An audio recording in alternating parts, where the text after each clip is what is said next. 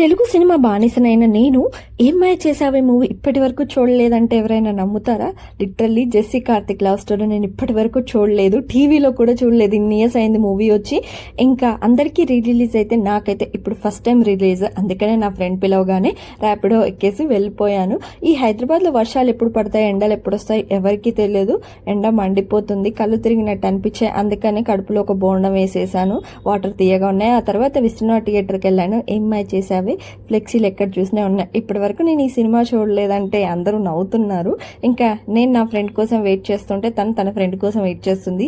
ఇక నా ఫ్రెండ్ అయితే ఇంకా సినిమానే స్టార్ట్ చేయలేదు, అప్పుడే ఒక షుగర్ కేన్ జ్యూస్ వేద్దాం పదా అని అన్నది. ఇంకా తను తాగేసింది. నేను ఆల్రెడీ కోకోనట్ వాటర్ వేసేసా కదా, ఇంకా తనకు కంపెనీ ఇచ్చేసా అనమాట. ఇద్దరం తాగేసాం. ఈ లోపు తన ఫ్రెండ్ కూడా వచ్చేసింది. ఆ తర్వాత ముగ్గురం కలిసి సినిమా హాల్లోకి వెళ్ళిపోయాం.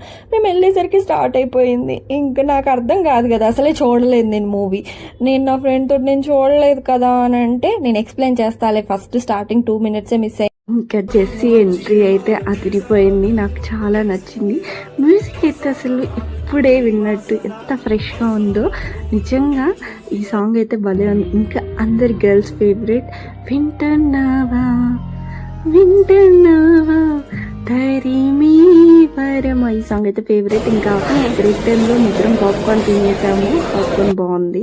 ఇంకా క్లైమాక్స్ సీన్ అసలు ఎక్స్పెక్ట్ చేయలేదు నేనైతే, ఫస్ట్ టైం చూస్తున్నా కదా, బాగుంది.